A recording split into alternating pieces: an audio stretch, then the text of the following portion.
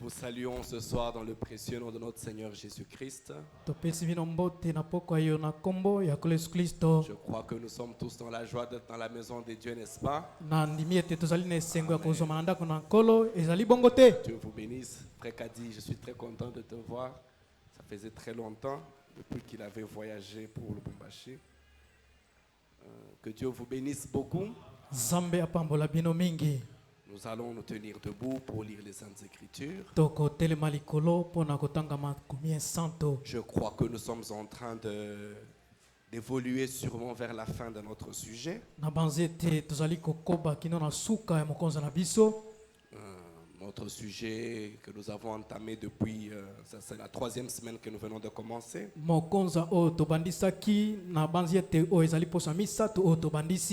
Sur le champ de bataille, nous sommes constamment sur le champ de bataille.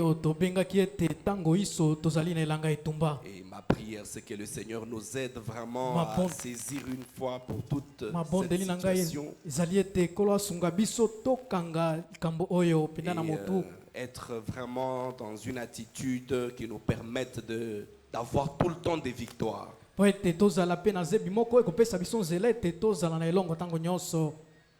Alors, nous prendrons 1 Samuel 17.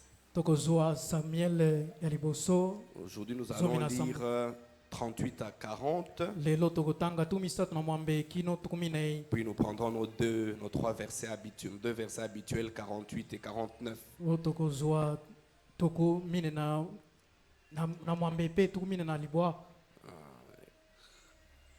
Saül fit mettre ses vêtements à David. Il plaça sur sa tête un casque d'airain et le revêtit d'une cuirasse. Saulo achaki bilamba na likolo ya David pe achaki likolo na ye ekoteli moko ya motako pe achaki pe singa na loketo. David ceignit l'épée de Saül par-dessus ses habits. David achaki mokabi na ye likolo bilamba et voulut marcher car il n'avait pas encore essayé. Mais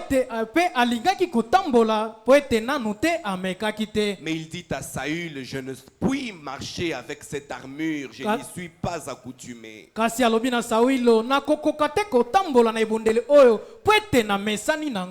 Et il s'en débarrassa. Il prit en main son bâton, choisi dans le torrent 5 pierres polies.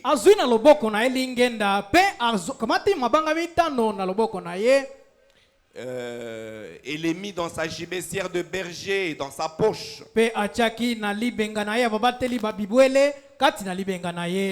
sa fronde à la main, il s'avança contre le Philistin.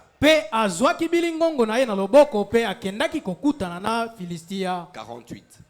Aussitôt que le Philistin se mit en mouvement pour marcher au-devant de David, David courut sur le champ de bataille à la rencontre du Philistin. Il mit la main dans sa gibecière, il prit une pierre et la lança avec sa fronde.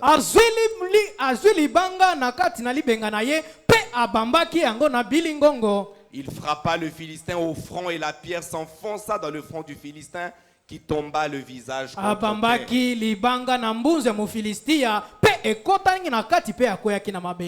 Éphésiens chapitre 6. Nous prendrons juste le verset 13. C'est pourquoi prenez toutes les armes de Dieu afin de pouvoir résister dans le mauvais jour et tenir ferme après avoir tout surmonté. Talatina esengeli bozwa bibundeli nyoso ya Nzambe po ete bokoka kotelema ngwi na tango na pasi pe botelema tango bokolonga mapasi o nyonso. Ah Jésus, je m'abandonne. C'est qu'il me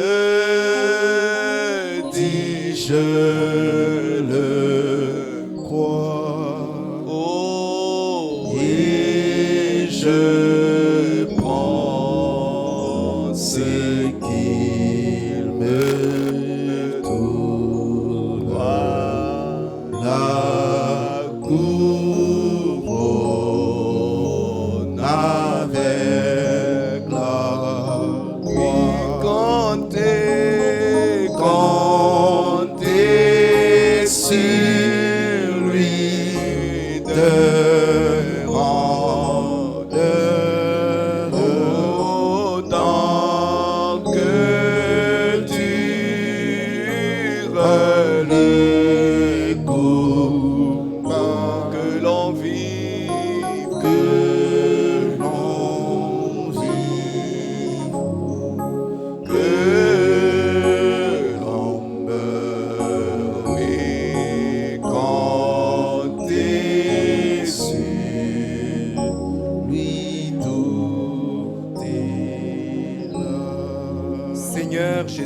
Christ, notre Maître et notre Roi, nous te sommes infiniment reconnaissants ce soir pour ce privilège que tu nous as encore accordé.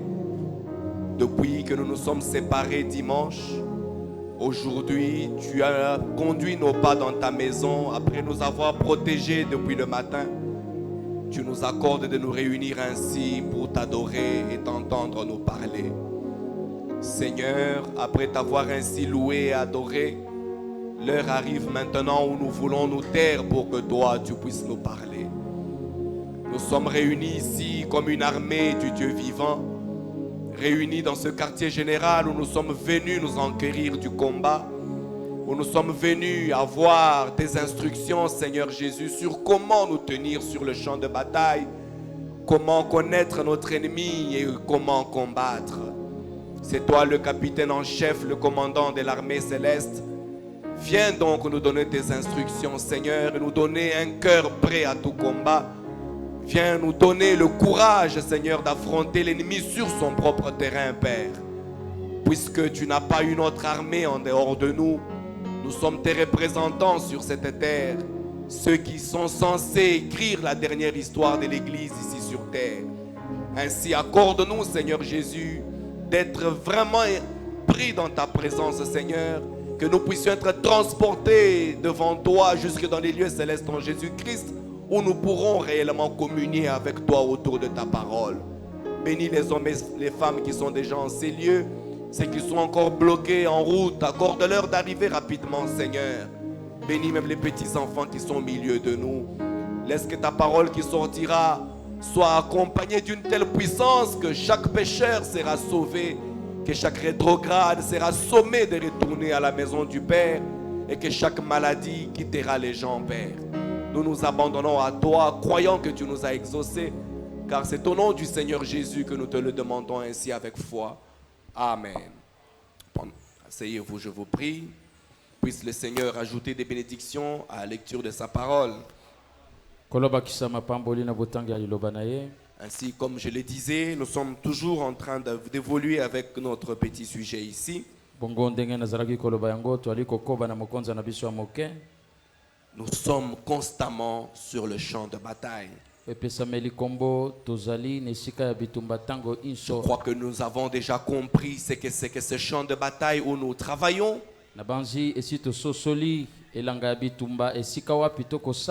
Nous avons vu que cette bataille s'est faite dans nos pensées. C'est là le terrain choisi pour le combat. Nous avons vu le genre d'attitude que nous devrions avoir sur ce terrain, sur ce champ de bataille.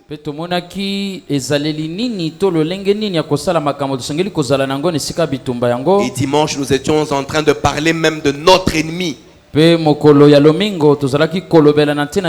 que frère Branham nous a dit que quand vous vous battez ou quand vous êtes dans une guerre, vous devez de connaître votre ennemi, connaître sa façon de faire, ses tactiques de combat, afin que vous sachiez comment l'affronter et le vaincre. Je crois que nous l'avons suffisamment éclairé le dimanche.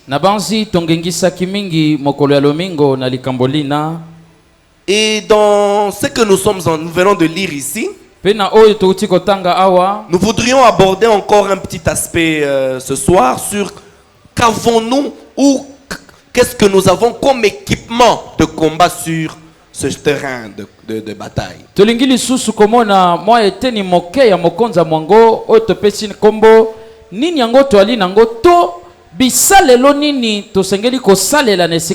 En tant qu'armée du Dieu vivant, engagé sur cette bataille, nous avons vu dimanche que nous ne nous battons pas contre la chair et le sang. Nous nous efforçons pas à défaire les prises des pieds. Mais nous donne les dominations, Satan le diable avec tout ce qu'il amène, la maladie, le péché, ainsi de suite. Mais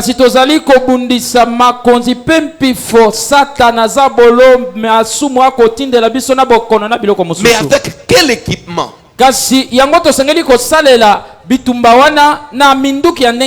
Quel est notre arsenal? Parce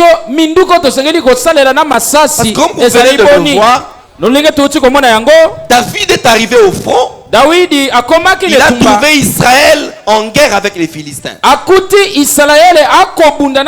Et Israël avait peur d'affronter l'ennemi qui était là. David se présente comme étant leur challenger. Saül n'avait pas de choix, il a accepté que David aille se battre. Mais regardez tout de suite l'attitude de Saül. Saül comprend que ce garçon va combattre un grand homme. Alors il lui faut un équipement de combat pour pouvoir atteindre l'objectif.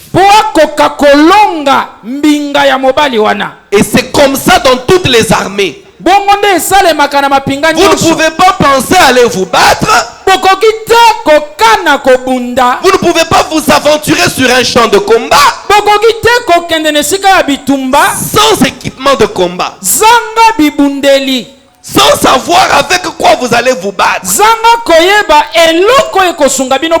Là, vous risquez simplement d'être vaincu. Parce qu'après avoir connu votre ennemi, après avoir connu ses tactiques de combat,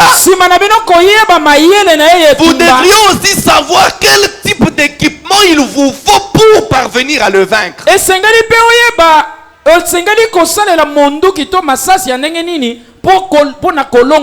Bien que Saül avait tapé à côté,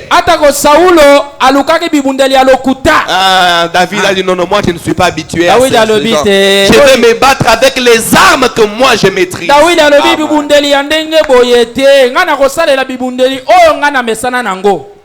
Lisons un peu frère Branham, donc conflit entre Dieu et Satan.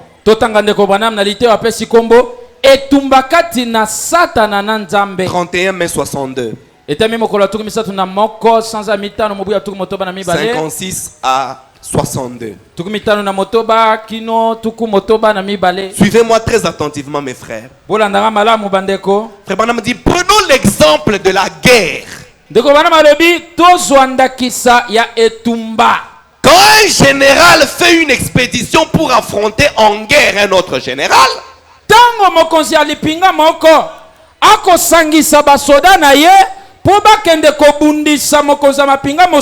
et ce général, s'il est réellement un véritable citoyen de la nation qu'il représente,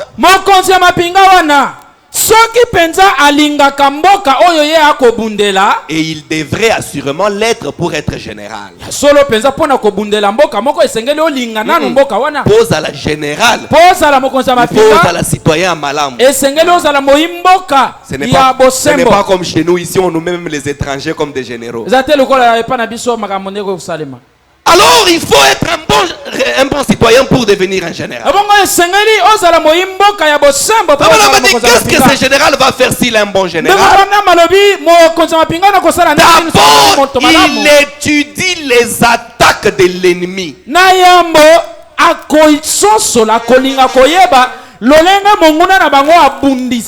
Comme nous avons eu à le faire dimanche. Il sait ce que va faire l'autre. Comment il va opérer.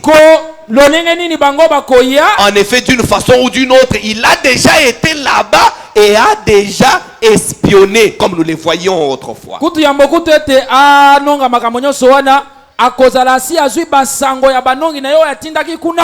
Nous avons des espions partout, vous savez. Il y a des espions américains en Angleterre, il y a des espions américains en France. Il y a des espions allemands ici. Il y a peu importe le degré de notre amitié, nous avons quand même des espions. Nous l'avons déjà vu. Et nous faisons l'espionnage sur telle arme nucléaire.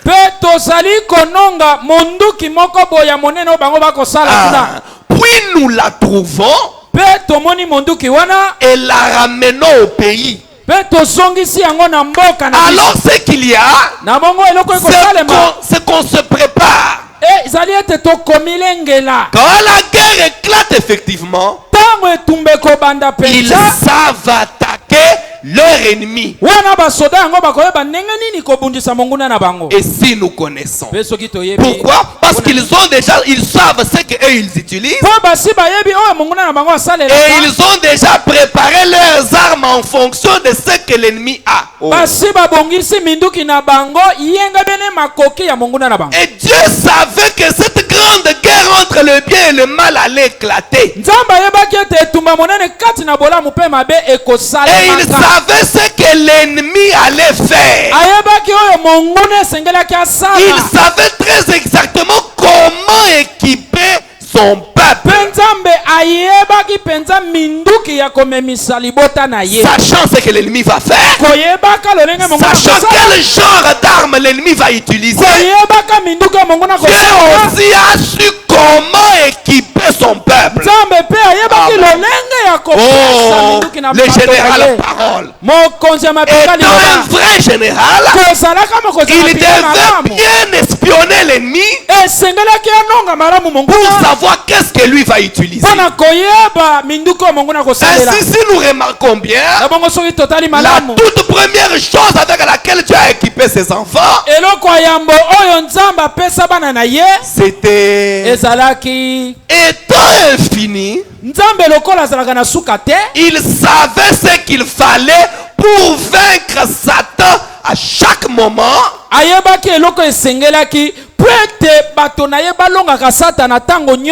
chaque endroit, n'importe où, dans n'importe quelle circonstance.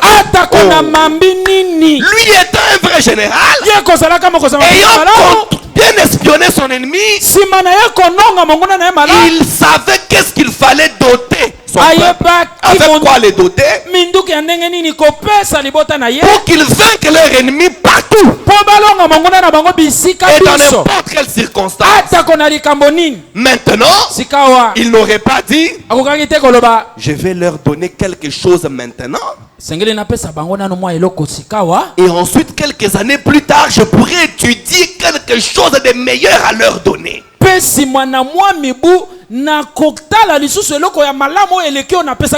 je verrai comment la guerre va tourner, si ça marche mal, je retournerai encore au labo pour étudier encore quelque chose. Et alors après quelques années, Dieu n'est pas comme ça. Lui il est infini. Il connaît la fin des choses avant leur commencement. Il n'est pas comme les hommes. Nous par exemple, dans le domaine militaire, c'était le vieil arc et les flèches. Puis la machette, le marteau en pierre. Et puis la chose suivante, c'était après l'arc et les flèches, on a eu le mousquet. Et après le mousquet, on a eu le Springfield. Et maintenant on a les armes atomiques et autres. Vous voyez, nous continuons à nous développer davantage. Amen.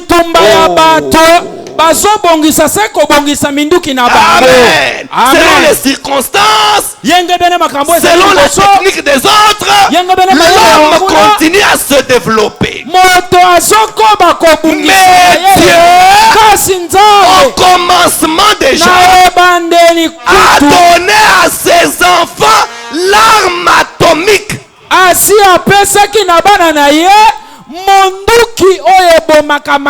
Parce qu'il est le Dieu infini. Lui n'a pas à vérifier l'allure du combat pour améliorer ses armes. Non.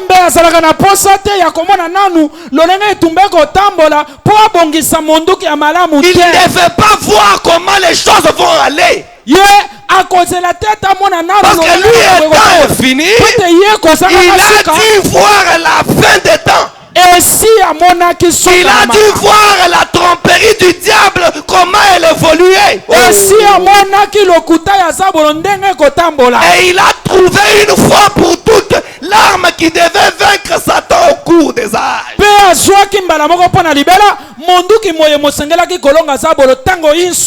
Maintenant, voyons qu'il y aurait un conflit, qu'il y aurait une bataille.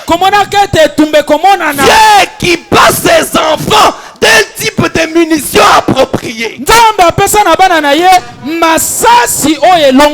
d'une stratégie d'attaque appropriée,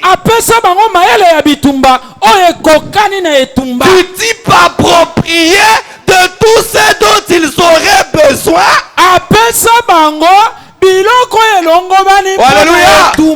Et qui balayerait complètement ces choses de l'Éden jusqu'à l'enlèvement. Oh. Alléluia.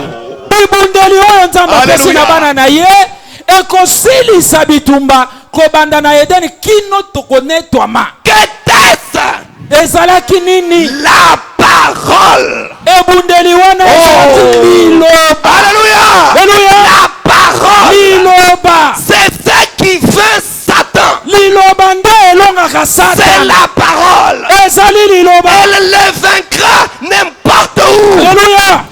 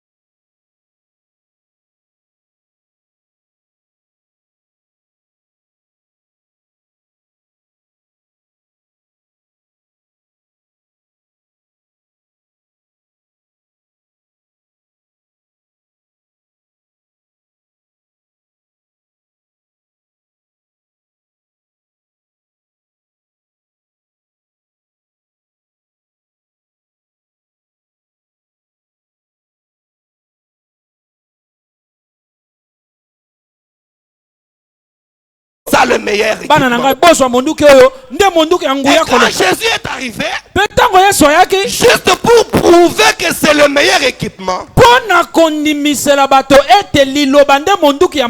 lorsque Satan en vint à un combat corps à corps avec Jésus,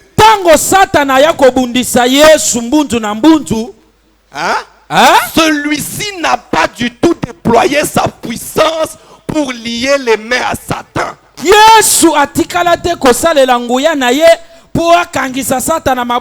Jésus avait toute la puissance de dire Satan, je te transforme en vache. Je te lie les mains et les pieds. Il pouvait le faire. Il avait toute l'autorité. Mais pour prouver que la meilleure arme qui vainc Satan, c'est la parole, il a seulement pris la même arme que Dieu avait donnée dans le jardin d'Éden.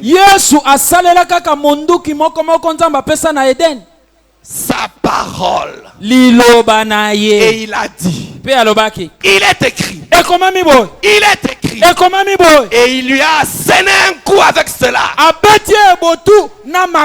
Qu'il a envoyé hors du ring. C'est vrai. En effet, c'est ce que Dieu a de mieux.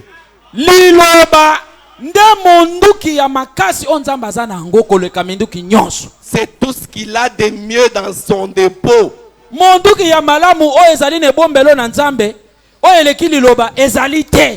voyez où cela se trouve. Ce n'est pas seulement pour une ou deux personnes dans une église.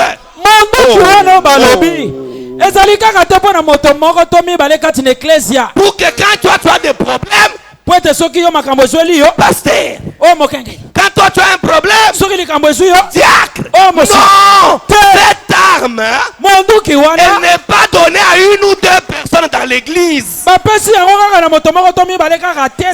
pour chacun de nous. C'est pour chacun de nous. Chaque croyant a le droit. Oh, vous lisez avec moi? Est-ce que vous lisez? Chaque croyant a le droit de prendre cette parole et de combattre l'ennemi ou n'importe où qu'on le rencontre. Alléluia. Alléluia. Tu le rencontres au marché, prends la parole. C'est le droit de chaque croyant. Tu le rencontres en route, ne cherche pas d'autre chose. La parole. Alléluia. Alléluia. La parole. Tu le rencontres dans la salle de classe. La parole. Alléluia. Alléluia. Où que vous rencontriez l'ennemi, cette parole, c'est cette parole qu'il faut utiliser. Pas vos coutumes. Moi, l'enfant est mort. Non, mais qu'on s'assoie un peu, qu'on en parle. Papa Leki. Oncle paternel demande pas cette femme. Finalement, chez nous, qu'est-ce qu'on fait? Pareil cas. Ne cherchez pas autre chose. Demandez que dit la parole. Tu veux te marier? La parole. Et Jésus l'a démontré lorsqu'il est venu. Il a donc équipé ses enfants avec la parole comme protection contre l'ennemi. Quand cette guerre totale arrive et que la bataille commence dans les rangs, alors il n'y a qu'une seule chose qu'un véritable soldat peut utiliser. Un véritable soldat chrétien, qu'est-ce qu'il peut utiliser? C'est le ainsi dit le Seigneur. Amen. Amen. Oh, il sort carrément pour affronter l'ennemi, ayant l'assurance que rien. Quand tu as la parole comme équipement de combat, tu as l'assurance que rien, que 1000 peuvent tomber à ta droite, 10 000 à ta gauche, mais tu ne seras pas atteint. Oh. Pourquoi? Je tiens la parole. Souvenez-vous simplement que Dieu a fait cette déclaration. Il a donné ceci à ses enfants. Et que c'est la meilleure chose qui ait toujours existé. Je n'en connais point d'autre. Quand tu viendras, pasteur, j'ai tel problème. Regarde ce qui m'est arrivé dans la vie. Regarde. Qu'est-ce que je peux faire? Je tire la parole. Mon frère, ma soeur, regarde ce que la parole dit. Fais ça, tu auras la victoire. Ah, pasteur, mais regarde un peu. Regarde. Mais tu veux que je dise quoi? Il n'y a rien de mieux. Tu veux que je te donne mes pensées? Tu veux que j'adapte cela à ton goût? La parole. Alléluia. Alléluia. Est-ce que nous sommes là? Et Dieu l'a donné depuis l'Éden. Le deuxième saut. 19 mars 63. 160 à 162. Le saint prophète dit: eh bien, la première épouse naturelle de la race humaine, avant que son mari ne soit venu vers elle, elle est tombée en disgrâce. Comment est-elle tombée? En écoutant le mensonge de Satan.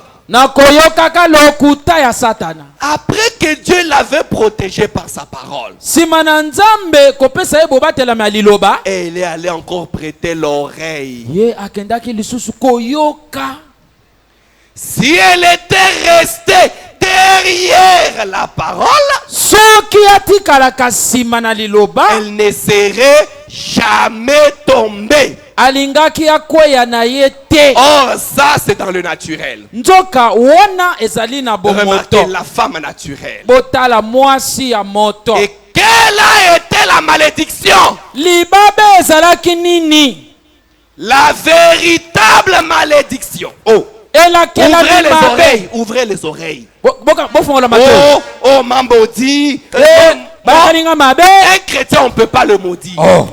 Quand est-ce qu'un croyant devient maudit? La véritable malédiction consistait à sortir de derrière la parole de Dieu. C'est ça la malédiction. Amen. Amen. Oh. Frère, il n'y a pas de malédiction tant que tu es derrière la forteresse de la parole. Je vous dis la vérité au nom du Seigneur. Même si c'est mon propre père qui me maudit, mais tant que moi je suis derrière la forteresse de la parole, je suis en sécurité. Il n'y a pas assez de démons en enfer pour me faire du mal. La véritable malédiction, c'est quand tu abandonnes la parole pour agir autrement. Tu connais ce que la parole dit? Tu l'abandonnes. Tu veux faire les choses à ta manière. Tu es maudit.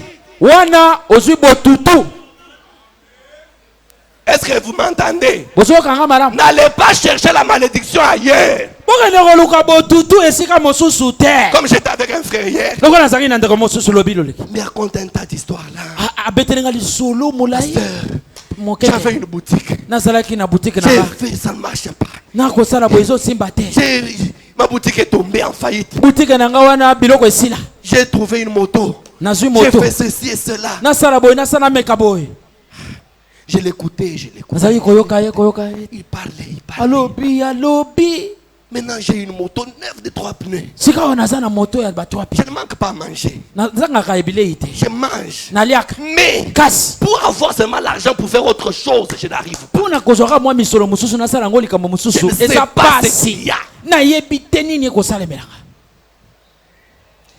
J'ai pensé. C'est la dîme. Je viens quand même d'enseigner sur ça. Je ne pense pas que ça va être ça. Il lui dit, je commence à lui poser juste des petites questions. Comment ça va chez toi?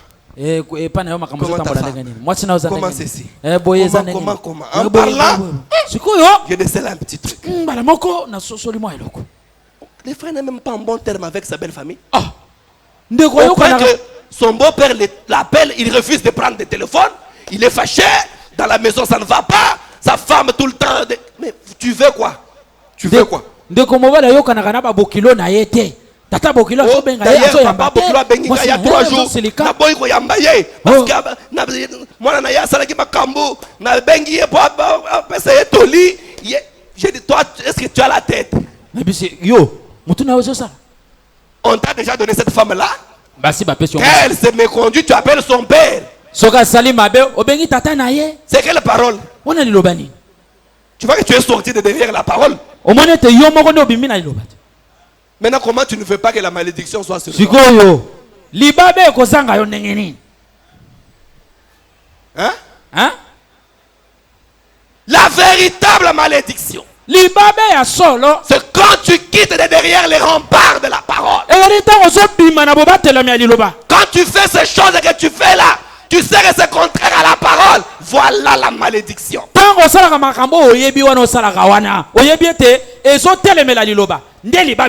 Ne cherche pas la malédiction ailleurs.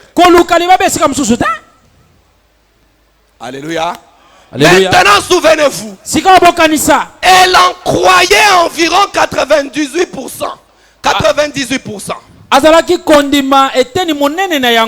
Et il suffit de laisser tomber une seule chose. Quand on dit que il a abandonné la parole, ce n'est pas que tu pantalon. Ça ne veut pas dire que tu as commencé à porter. Tu vis la parole. Tu crois la parole. Mais il suffit de laisser tomber une seule chose. Une seule. Une seule chose. Une seule vérité de la parole que tu connais. Tu ne peux pas la vivre. Voyez? Elle en croyait une très grande partie. Oh, certainement. C'est ça qu'elle a dit. Et Satan a convenu que c'était vrai. Si seulement il arrive à vous coincer, c'est tout ce qu'il cherche. Voyez? Il vous suffit de faire dévier un peu la balle de ce côté. Et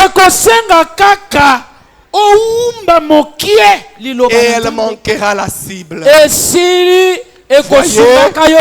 C'est tout. Donc elle en croyait une bonne partie, mais elle a quand même manqué la cible. Alléluia. Troisième saut. Troisième saut, je crois c'est le 20 mars 63. Paragraphe 86, oui. Or, Dieu sachant que Satan serait relâché au milieu d'eux,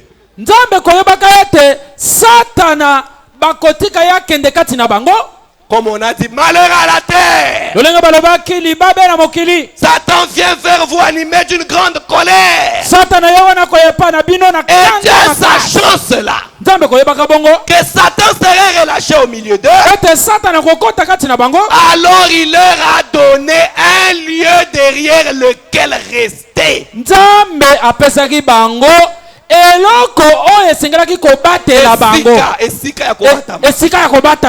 a donné à ses enfants un lieu derrière lequel rester. Amen. Une forteresse. Donc il y a une chose devant, vous êtes derrière. Pour qu'il s'y retranche. Voilà. Eh bien, qui peut connaître un meilleur endroit fortifié à part Dieu?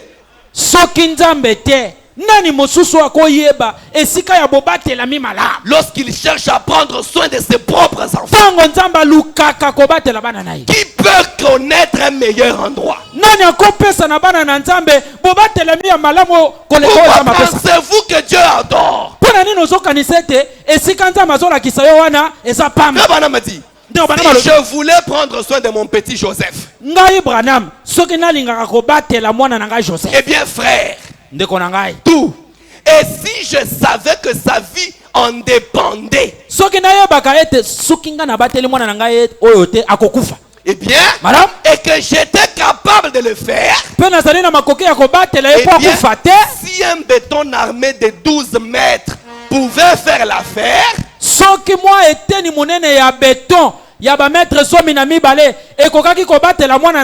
j'en ferai un de 27 mètres. Si je sais que un béton de 12 mètres va protéger mon enfant, je vais en construire un de 27 mètres. Pour être sûr que... Et si je peux, moi, avoir de telles pensées au sujet de mon petit garçon,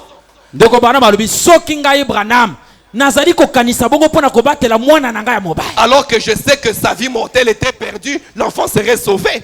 Même si sa vie ici est perdue, il serait sauvé. À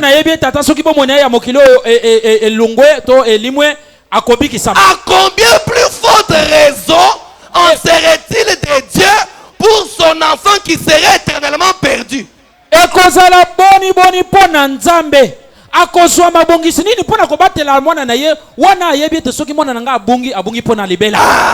Dieu lui sait que si Satan l'attrape,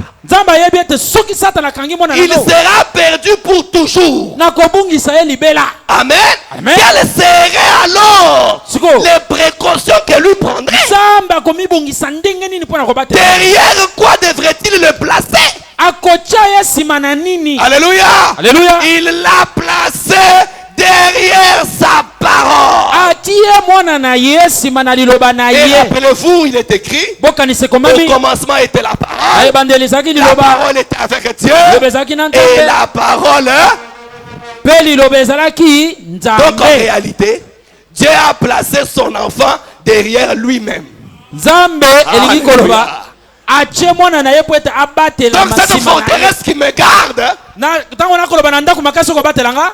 rien d'autre que le Père lui-même. Tant que vous êtes dans cette parole, vous êtes en sécurité. Bon, ça prend droit à laisser, hein? Mais en tout cas, c'est ce que moi je crois. Tant que je suis derrière cette parole, tant que je suis dans cette parole, je suis en sécurité. Si vous demeurez en moi et que mes paroles demeurent en vous, demandez alors ce que vous voudrez. C'est ça. La parole. Alléluia. Alléluia. C'est ça la parole. Amen, amen. Amen, amen. Se revêtir de toutes les armes de Dieu. 7 juin 62.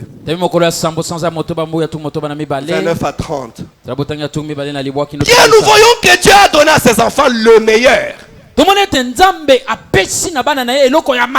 Alléluia. Le meilleur. Et par conséquent, il n'a pas à améliorer cela. Il ne fera pas comme les nations du monde. Poutine va apparaître là.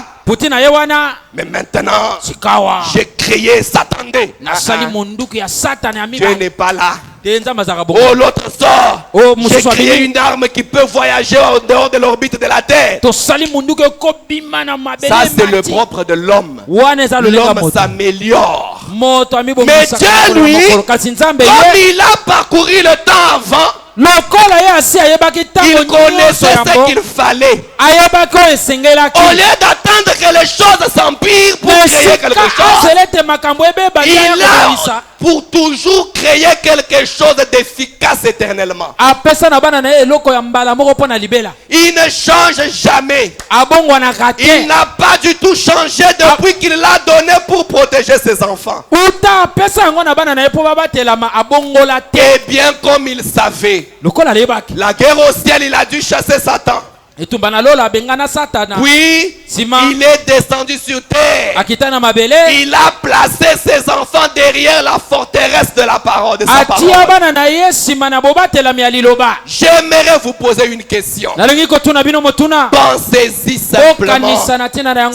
Eh bien, Ève n'avait pas, pendant qu'elle s'était née là, derrière cette parole, cette forteresse de sa parole. Satan se trouvait à l'extérieur, cherchant à utiliser une espèce de technique pour la faire sortir de là.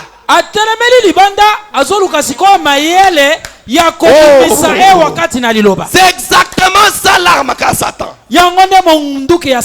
Satan en réalité n'a pas une arme pour nous vaincre. Amen. Amen. Ève derrière la parole. Satan cherche à l'attirer derrière. En dehors. Alléluia. C'est comme un petit cancre là. Dans la bouteille. Une bouteille transparente. Quand la poule voit le cancre là, elle vient vite avec ses griffes, avec son bec pour picorer le petit insecte. L'insecte va s'agiter dans tous les sens. Alléluia. La poule fait ça, il fuit. Mais il réalise même pas, mais comment elle ne me pique pas? Oh, si ce petit cancre-là pouvait prendre conscience que tant que je suis ici dedans, cette poule ne peut rien me faire. J'imagine que le petit cancre-là s'approcherait même à côté de la paroi là. Et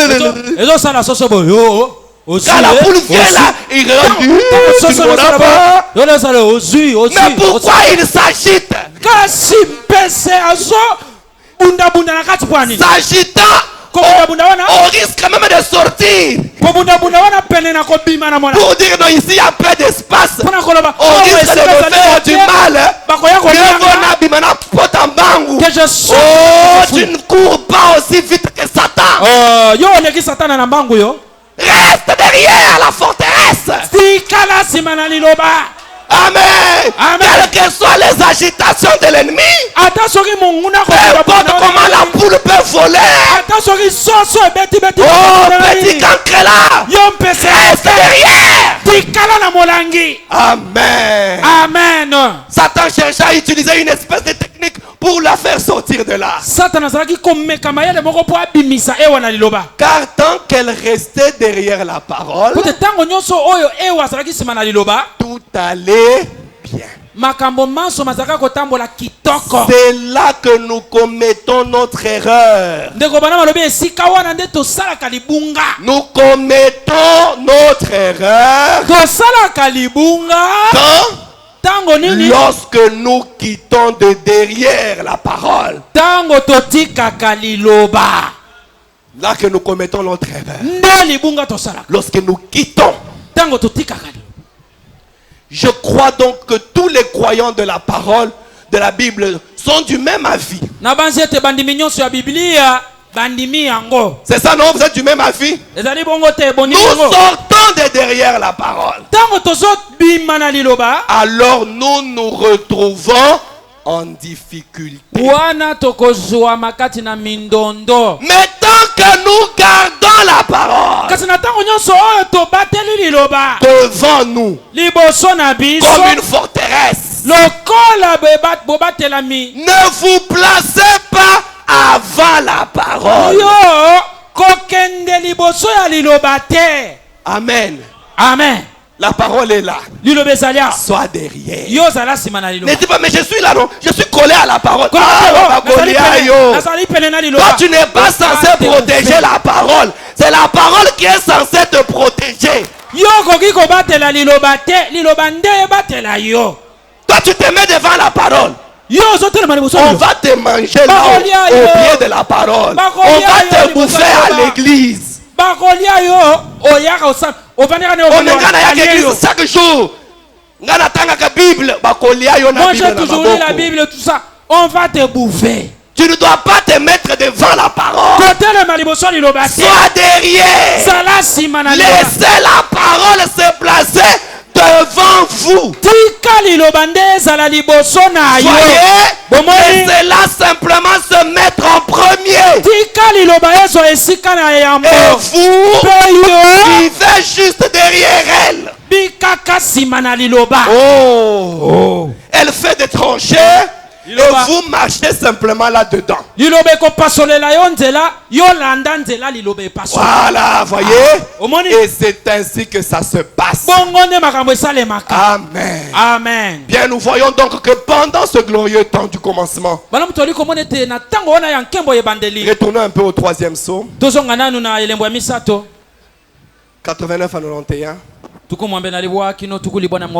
Je vais bientôt arrêter.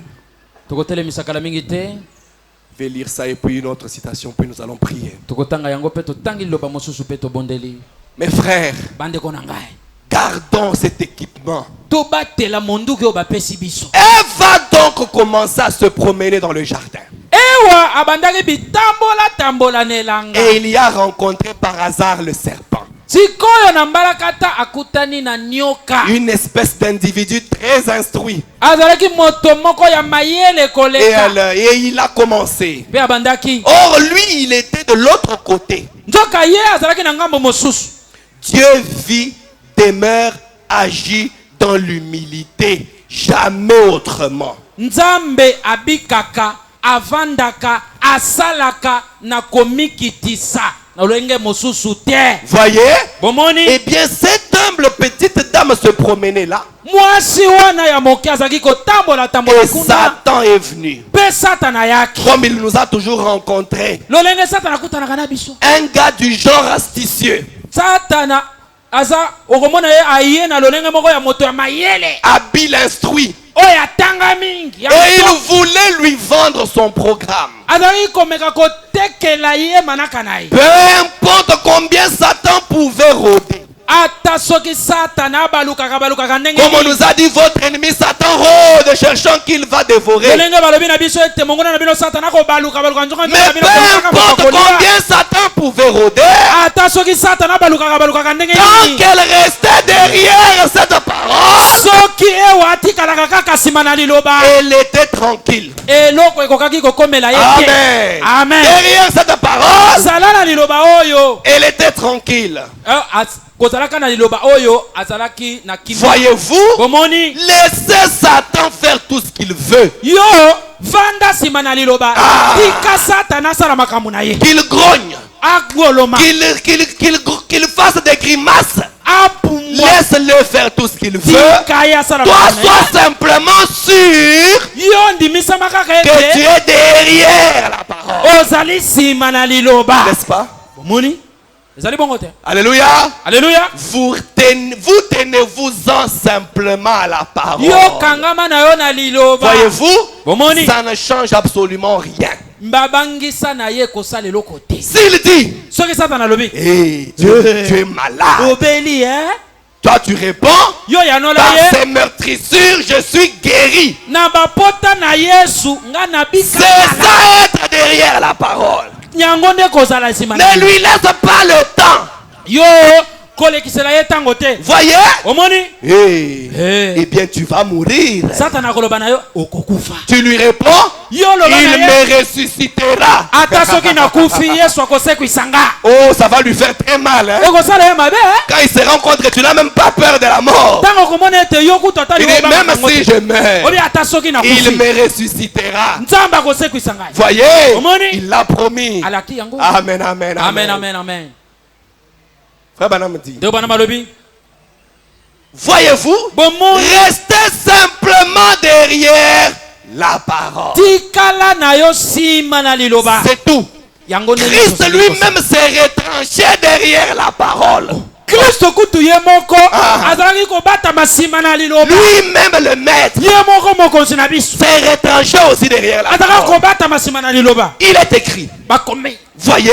Donc restez derrière la parole. Oh mes frères, je vous en supplie. Dans tout ce que vous faites, dans les affaires, dans les études, dans le mariage, faites tout selon la parole. Vous avez un problème, traitez cela selon la parole. Ta femme a fait quelque chose, ramène-la selon la parole. Amen. Amen. Avec ça, vous êtes sûr de vaincre à tous les coups. Terminons par ceci. La plus grande bataille jamais livrée. 11 mars 62. Parce que nous devons rester derrière la parole, sans prêter attention à ce que l'ennemi fait, sans prêter attention à ce qu'il nous propose ou à ce qu'il nous dit. Parce que rappelez-vous, il est très malin. Il va tenter de vous persuader. On a me dit, il est temps. Tant qu'un autre homme de Dieu s'avance, il est temps qu'un Élie paraisse. Il est temps que quelque chose entre en scène. Armée de Dieu, fermez votre pensée. Rappelez-vous que c'est là le champ de bataille. Fermez votre pensée. Ne vous arrêtez pas un seul instant pour penser à ce que le diable peut bien avoir à vous offrir par le moyen de vos sens. Mais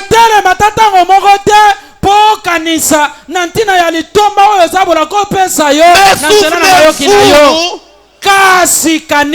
la parole de Dieu ne peut jamais faillir.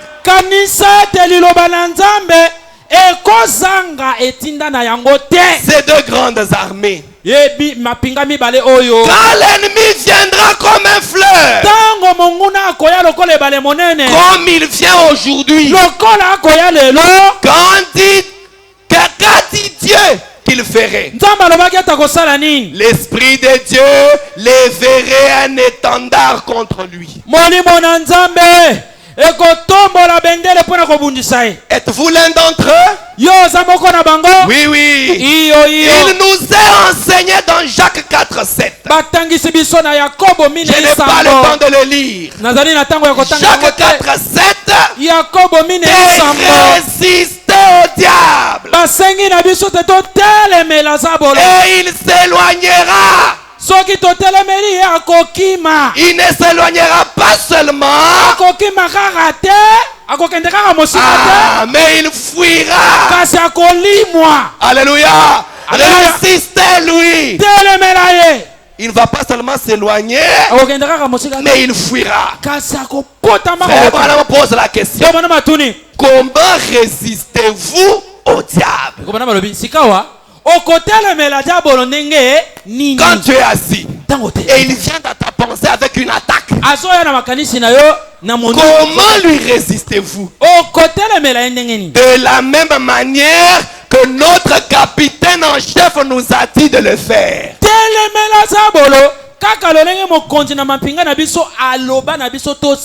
Qu'est-ce qu'il a dit? Prenez la parole de Dieu. Voilà comment vous résistez au diable. C'est par la parole de Dieu. Pas avec tes pensées. Une femme vient commencer à te draguer au service. Oh, tu sais que tu es très beau. Oui, mais on peut faire une bonne affaire. Moi, j'ai de l'argent. Tu veux commencer à employer d'autres techniques. Oh non, je cause seulement avec elle. Peut-être que je peux l'attirer à la parole. Papa, frère Branham m'a dit, fuyez. Je ne sais pas. Utilise la parole. Ne cherche pas d'autres techniques. Oh, je veux voir où est-ce qu'elle va arriver avec ça. Papa, tu vas te retrouver dans son lit. C'est là que tu vas réaliser que utilise la parole. Sœur, utilise la parole. Oh, mais lui sait que je suis marié, non? Eve n'était pas mariée. Le capitaine en chef nous a dit exactement comment il fallait procéder. Bien. Maintenant, pour terminer, je voudrais dire ceci. Ce vieux diable, ce vieux diable-là, vous pensez donc qu'il a du culot? Pensez-vous qu'il s'attaquera à un enfant? Il s'attaquera à n'importe quoi. Il n'a pas peur. Il s'est attaqué à Jésus-Christ. Satan que toi tu minimises là. Il s'est attaqué à Jésus-Christ. Il a foncé sur lui avec 3 attaques sauvages. Saviez-vous ça? Satan n'a pas attaqué juste une seule fois. Il vous attaquera avec une maladie. Ensuite, il reviendra pour attaquer en disant: ah, les jours des miracles sont passés. Alors qu'il t'a déjà attaqué avec la maladie. Il vient t'attaquer pour que tu ne crois pas ta guérison. Tu ne peux pas être guéri. Tout ça, ce n'est que du vent. Savez-vous que c'est vrai ça? Il a attaqué Jésus 3 fois. 3 attaques sauvages. Il s'est rué sur Jésus avec son incrédulité à la parole. Jésus était la parole. Bien sûr, il ne croyait pas ça. Si tu es, le voilà qui s'amène. Des attaques sauvages, comme l'ennemi le fait parfois. Le voilà qui s'amène disant: si tu es le Fils de Dieu, fais-moi voir un miracle, que je vois cela s'accomplir. Frère, 3 attaques sauvages. Il a foncé. Si tu es, maintenant, qu'a fait Jésus? Jésus était la parole de Dieu. Il était la parole. Il avait attaqué la parole. Gloire. Alléluia. En réalité, Satan a attaqué la parole. Je commence vraiment à me sentir vraiment bien pour prêcher maintenant. Sincèrement, je le suis. Voyez? Jésus est la parole. Au commencement était la parole. Et la parole était avec Dieu. Et la parole était Dieu. Et la parole a habité. A été faite chair et a habité. Jésus était la parole. Qu'a-t-il fait? Il l'a déchiqueté. Oh là là, je vais m'arrêter. Qu'a fait Jésus? Il était la parole. Alors avec la parole, il a découpé Satan. Quand il s'est attaqué sauvagement à lui, il avait foncé là-bas comme une bande de parachutistes d'une troupe d'assaut ou quelque chose comme cela. Il a foncé sur Jésus la parole comme cela. Et Jésus a pris cette parole et il l'a taillé en pièces. Alléluia. Certainement il l'a taillé en pièces. Il l'a vaincu par par la parole. Maintenant écoutez. Voyez-vous son attaque? Observez.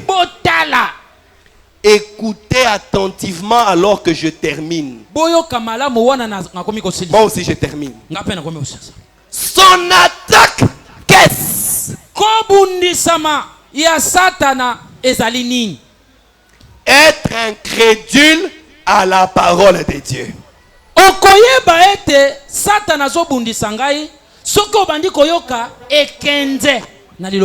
C'est ça son attaque. Sœur, vous êtes là? Sœur, réveillez-vous. Regardez-moi, vous êtes là? C'est quoi son attaque? Être incrédule à la parole de Dieu. La parole sort. Toi tu sens dans ton cœur quelque chose qui s'oppose à la parole. C'est l'attaque de Satan.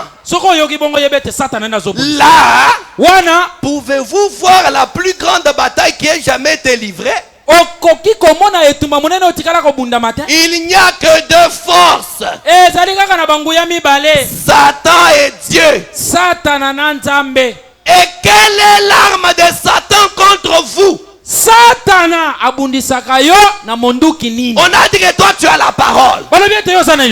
C'est la plus grande et meilleure arme. N'est-ce pas, frère? Dieu a donné à son enfant l'arme la plus efficace. C'est la parole. Maintenant, quelle est l'arme de Satan? L'arme de Satan, c'est d'essayer de vous amener à être incrédule à votre arme. Oh, c'est ça l'arme de Satan. Amen. En réalité, Satan s'amène main vide. Il n'a pas d'arme. Imaginez deux personnes qui se battent. Ils se disputent. Celui-ci a un revolver chargé, l'autre est main vide. En réalité, qui peut battre l'autre? C'est lui qui a le revolver, non? Maintenant, regardez l'arme de Satan. Il a une arme terrible. Qu'est-ce qu'il fait? Il vient devant toi. Tu vois comment tu es ridicule. Tu penses que ce que tu tiens en main là, ça peut me vaincre moi, Satan? Ces choses-là de l'Antiquité là. Maintenant, toi tu regardes, tu dis, c'est vrai ça. Tu penses aussi que tu peux me faire quelque chose avec ça? C'est même faire un pas, tu vas voir ce que je vais te faire. Cette histoire-là, ça peut même pas tuer une mouche. Il commence à dénigrer ton arme. Il commence à minimiser ce que tu tiens. Jusqu'à t'amener toi-même à douter de ce que tu tiens.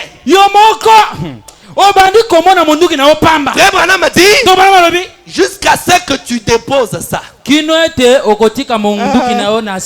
vrai. Donc j'ai tenu un truc là comme une fantaisie. Au bois qui il vous désarme. En réalité, il vous son arme c'était désarmé. Lui n'a pas d'arme. Mais son arme c'était désarmé. Il sait qu'avec ce que tu tiens là, il ne peut pas te vaincre. Maintenant, comment il arrive-t-il à te vaincre? Sœur Sharon, tu m'entends? C'est en arrachant ton arme. En réalité, il ne t'arrache pas de force. Il t'amène toi-même à déposer. Frère,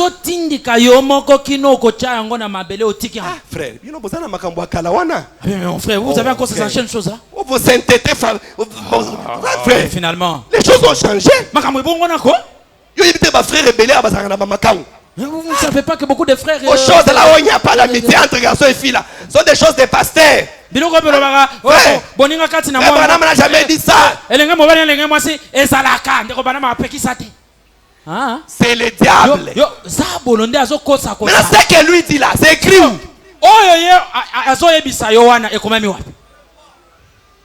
Il t'amène juste à douter de ce que tu tiens. Et en fait, il te désarme. Écoutons bien tranquillement maintenant. Écoutez. Oh, tabernacle de l'espérance. Écoutons bien. S'il peut vous amener à être, vous amener à être incrédule à votre arme.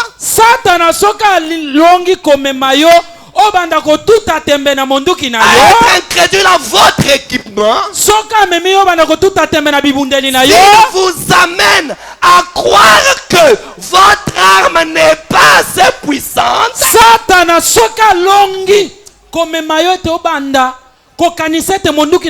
Il vous aura désarmé. Oh frère Neville. Oh frère Aaron. Oh frère Caleb. J'espère que vous ne serez jamais incrédule à cela. Regardez, il vous aura désarmé. Quand il vous aura amené à être incrédule à cette arme. Quand vous la déposez, votre combat s'arrête là. Ton combat est terminé.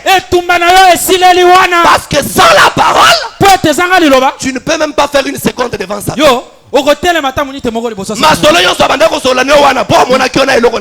Toutes ces causeries là, c'est parce que tu avais encore la parole. Dès que tu la jettes, tu ne vas pas comprendre comment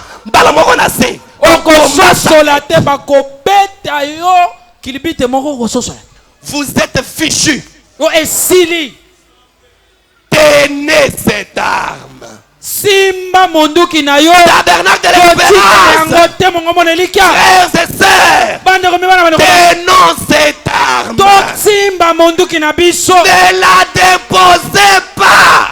Quel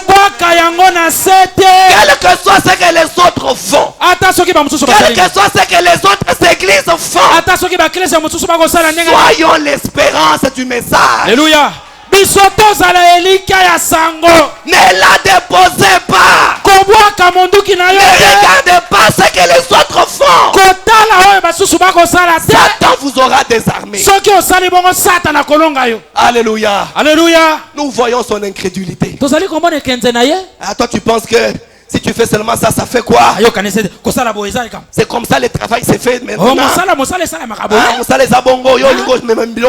Vous voulez nous amener autre chose ici? Il t'aura désarmé. Tu seras sans force.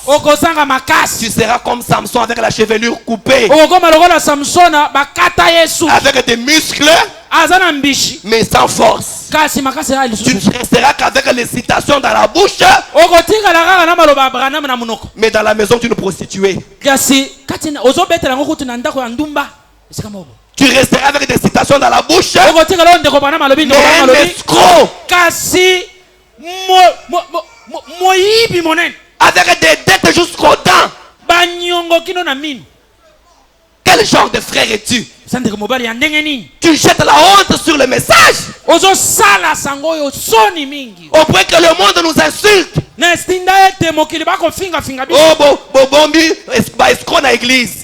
vous êtes en train de lever des escrocs là. On va commencer à vous livrer. C'est une vie de désordre, de dettes. Frère Branham me dit, les dettes qui traînent. Vivez la parole. Tu as les dettes, arrange-toi avec tes créanciers. Tu commences à fuir les gens. On commence à nous malmener, nous appeler au téléphone. Quand je suis allé prendre ces dettes là, on était ensemble. C'est une vie de désordre. On te donne ça à crédit. Tu vends, tu prends l'argent d'autrui, tu bouffes. Quel genre de chrétien es-tu? Tu es un escroc. Répands-toi. Si tu ne mets pas ces choses en ordre, on va amener ce cas devant l'église. Hier, j'étais encore avec un autre ici. Une sœur d'une autre église. En train de me suivre partout, pasteur. On pense que l'affaire est finie. Les diacres suivent l'affaire. Les frères disent, j'ai régularisé, c'est tout.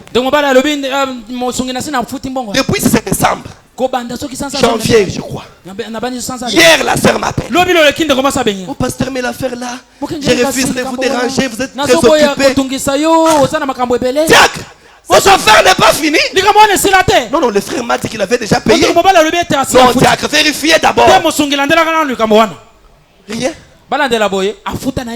Frère, c'est quoi ça? Vous êtes venu pour aller au ciel ou bien vous venez passer du temps ici? Je vous dis au nom du Seigneur, l'heure des jeux est terminée. Tu ne veux pas être avec nous, sors d'ici. La vie des désordres, les dettes, on va lire la Bible, vous allez voir ce que la Bible. On n'a pas dit que quelqu'un ne peut pas prendre une dette. Mais quand tu as la dette, la parole montre comment se comporter quand tu as la dette. Vous commencez à nous faire insulter. Quand vous déposez cette parole,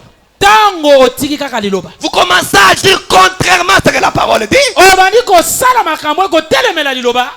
Votre combat est terminé. Vous restez juste avec des mots. Et Satan vous aura vaincu. Nous allons nous tenir debout. Demandons la miséricorde de Dieu. Seigneur, aide-moi à m'en tenir à cette parole. Frère, vivez selon la mesure de grâce que Dieu vous a fait. Dieu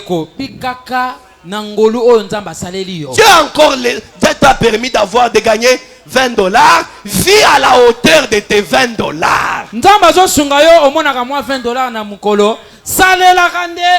Arrêtez la vie de prestige, la vie de vouloir paraître. Nous ne sommes pas dans une course.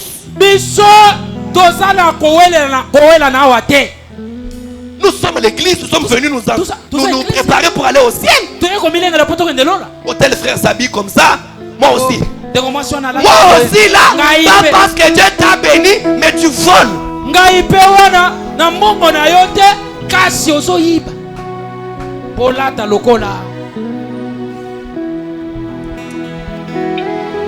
Retournons à la parole. Ton frère a péché. Ça me fait très mal. On dirait ces choses, on en parle, ça ne change pas. On dirait les gens viennent à l'église, on n'a pas l'envie de changer. Combien de fois on va parler de ces choses? Quelqu'un va dire, pasteur, j'ai appris que... Oh, comment vous n'en parlez pas? Tu es allé le voir? Oh non, moi je ne suis pas habitué avec lui. Habitué, c'est quoi? La Bible a dit, allez le voir si vous êtes habitué. Toi tu as appris que ton frère a péché. Va le voir. Pourquoi tu vas en parler à quelqu'un d'autre? Et vous vous mettez, vous commencez à faire des réunions. Oh, dossier au pasteur avant de lire. C'est ça le christianisme que vous avez connu. Que Dieu ait pitié de vos âmes. Avec ça, vous voulez qu'on avance comment? Incapable de vivre même la moindre petite parole. Vous êtes tellement fort dans les mots. Affronter un frère qui a mal vécu, vous n'êtes pas capable. Vous vous fuyez, non? Vous ne voulez pas qu'on vous voit par ce frère-là. Mais pourquoi tu vas raconter aux autres? Oh, vous savez ce que c'est sur la fête? C'est païen ça. Ce n'est pas chrétien.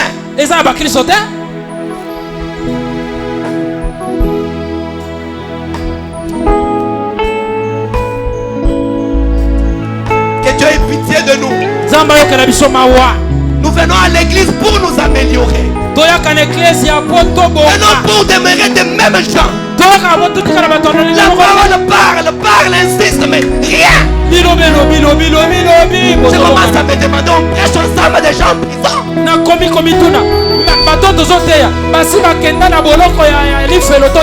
Comment la parole n'a pas d'impact sur vous? Comment le parler en mal ici quand tu ne veux pas abandonner?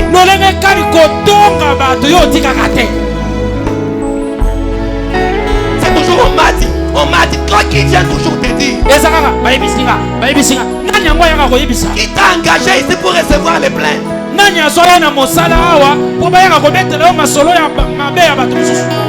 Oh Seigneur, aie pitié de nous. Entendez-nous quelque chose.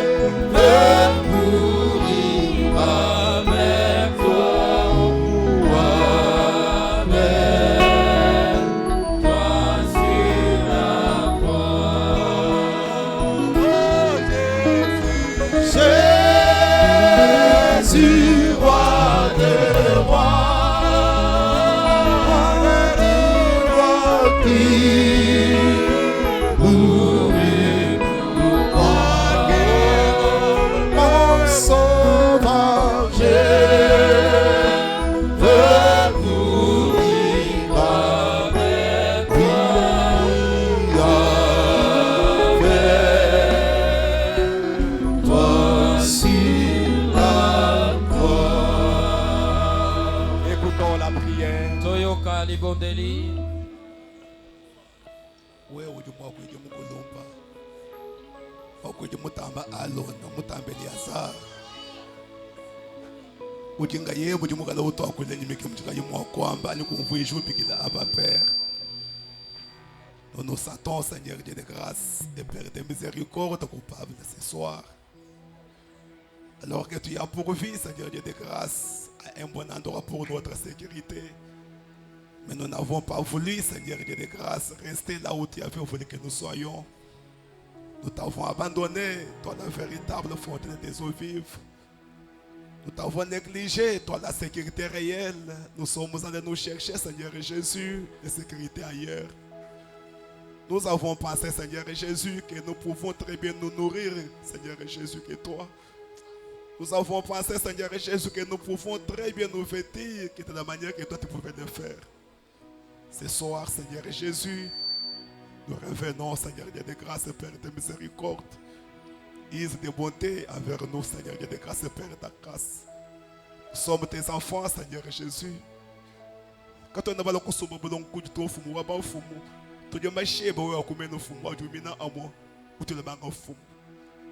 Ne nous tenez pas dans ta ruquère, Seigneur Dieu de grâce, Père d'amour. Israël m'a de bonté envers ton peuple ce soir.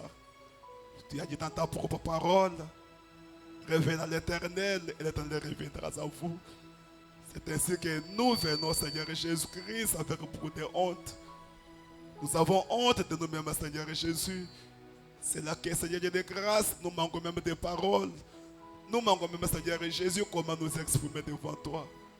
Mais tu as dit dans ta propre parole que tu es un Père qui pardonne l'iniquité des fils, la rébellion des enfants, leurs péchés sur leurs erreurs.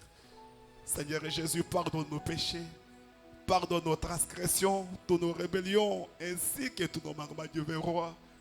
Ne nous punis jamais dans ta colère, Dieu Maître. Ne nous punis jamais, Seigneur Jésus, dans ta colère. Laisse-nous trouver une fois de plus grâce devant toi ce soir, Père. Car tu es celui qui a pourvu, Seigneur Dieu de grâce, à un chemin de retour.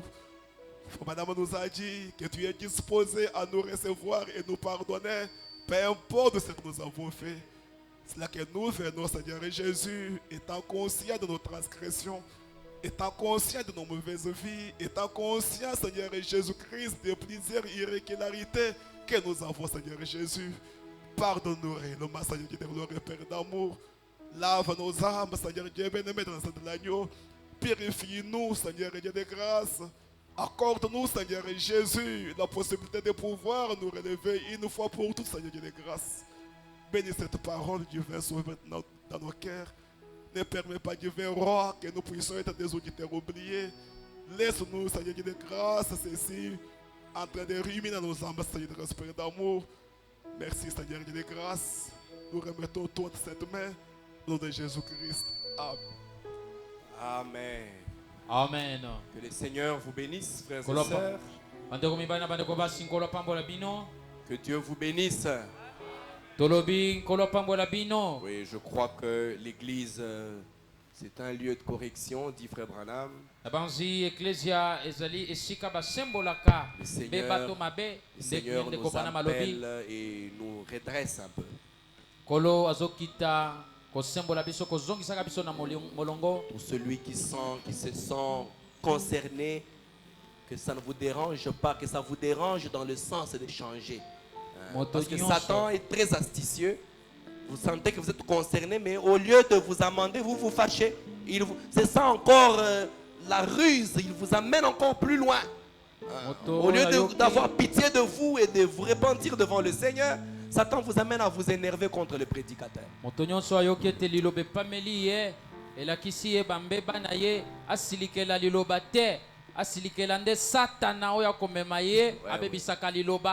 Que Dieu nous aide. Alors demain nous allons nous retrouver ici. Comme nous l'avions dit dimanche, nous aurons une réunion spéciale et particulière de prière qui va débuter solennellement à 15h. C'est à 15h que nous ouvrons véritablement la réunion. Mais comme je l'ai dit, dès le matin, nous serons ici. Pour tous ceux qui peuvent être là. À 6 heures juste, nous allons commencer. Avec une petite exhortation même de 10 minutes, 15 minutes, nous prions. À 9h la même chose. À 12h la même chose. Et à 15h, nous démarrons d'une manière solennelle. Et si vous n'êtes pas ici avec nous pendant toutes ces heures-là, respectez au moins cette chaîne de prière où vous serez là.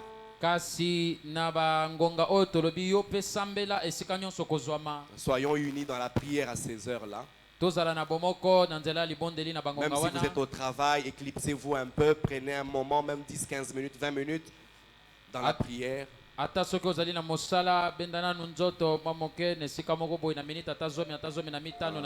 6h, 9h, 12h, 15h, on se retrouve ici.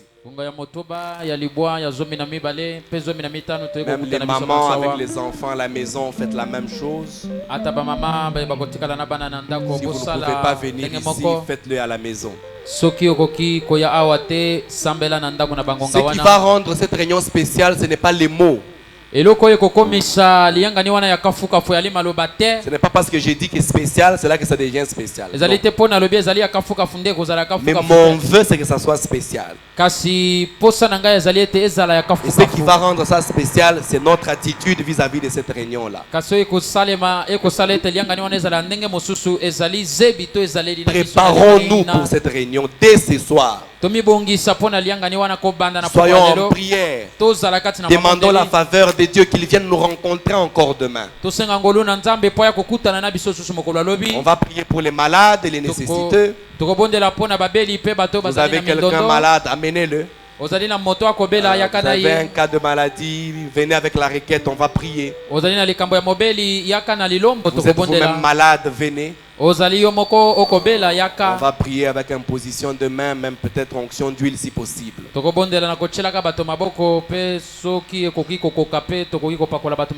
Alors nous croyons que le Seigneur sera au rendez-vous parce que c'est la parole.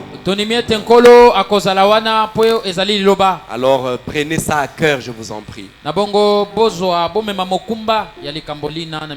Inclinons un peu la tête. Seigneur, nous avons terminé et nous voulons quitter cet endroit pour aller dans nos maisons. Qu'il te plaise maintenant de nous raccompagner jusque dans nos demeures, Seigneur. Il y en a qui vont rester ici pour prier, soit avec Seigneur Jésus pendant la nuit. D'autres installeront des hôtels dans leur maison, soit aussi avec Seigneur. Bénis notre réunion de demain, bénis-nous dans nos foyers et dans nos maisons. Quand tu nous accorderas de nous réunir ici demain, nous ne manquerons pas de bénir ton saint nom. Tire gloire de ces moments et exauce notre prière au nom du Seigneur Jésus-Christ. Amen. Amen. Alors nous allons rentrer à la maison selon que nous allons être conduits par nos diacres dans la paix du Seigneur.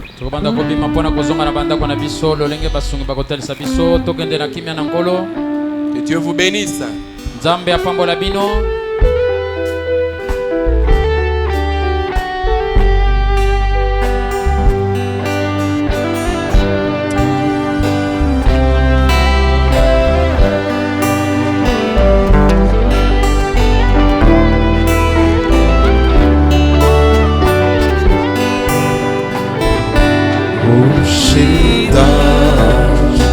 Fond du courant, oh,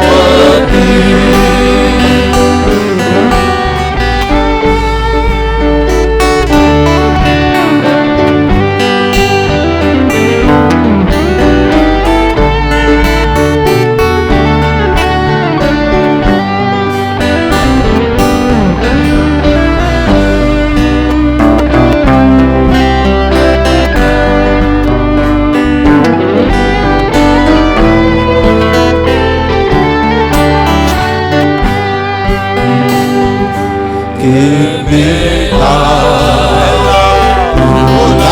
jamais que mon Seigneur